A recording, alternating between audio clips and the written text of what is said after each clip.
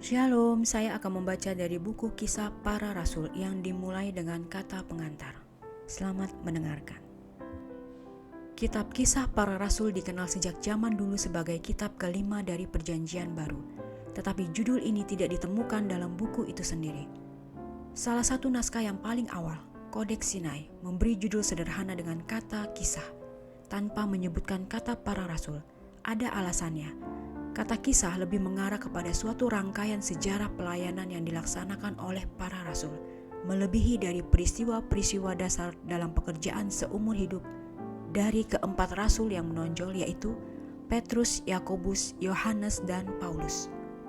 Kitab kisah ditulis oleh Lukas, dokter yang kekasih, seorang dari bangsa non-Yahudi yang bertobat, bagi segenap jemaat baik kepada orang Yahudi maupun yang bukan Yahudi.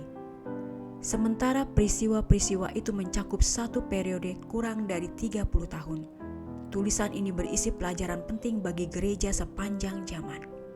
Dalam kitab kisah, dengan jelas Allah menyatakan bahwa orang Kristen sekarang akan mengalami kecurahan roh sama seperti yang telah datang dengan kuasa besar pada hari Pentakosta, serta menghembuskan pekabaran Injil itu bagaikan api.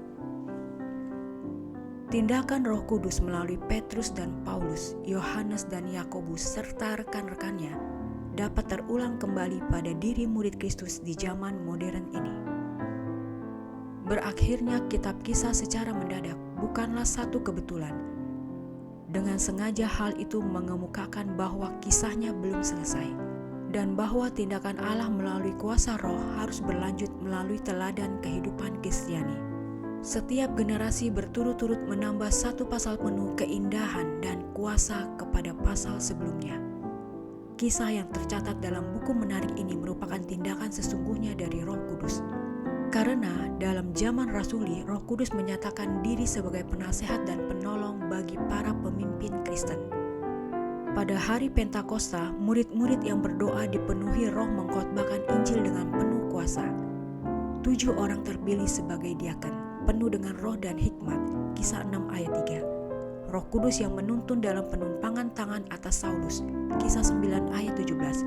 Penerimaan orang non-Yahudi di dalam persekutuan gereja, Kisah 10 ayat 44-47.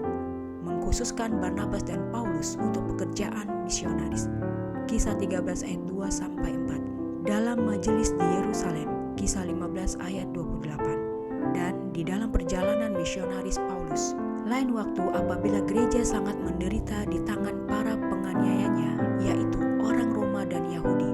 Roh itulah yang menopang umat-umat percaya dan melindungi mereka dari kekeliruan. Kisah Para Rasul adalah satu dari buku-buku terakhir yang ditulis oleh Ellen G. White. Buku ini diterbitkan beberapa tahun sebelum dia wafat. Buku ini merupakan salah satu dari karyanya yang paling banyak memberi penerangan. Para pembaca akan mendapatkan terang kesaksian Kristen di dalamnya. Pekabaran buku ini tetap segar dan relevansinya terpantul dalam upaya penulis untuk menunjukkan bahwa pada akhir zaman umat Allah akan menyaksikan pencurahan kuasa Roh Kudus melebihi pada hari Pentakosta.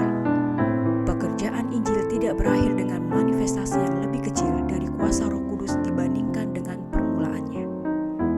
Semoga pembaca boleh berpartisipasi dalam memerankan kembali pandangan agung dari jemaat yang mula-mula dan pada saat yang sama terlindung dari kepalsuan yang licik dari musuh-musuh jiwa. Adalah doa dan kerinduan yang sungguh dari penulis. Demikianlah bacaan kata pengantar dalam buku Kisah Para Rasul. Tuhan memberkati.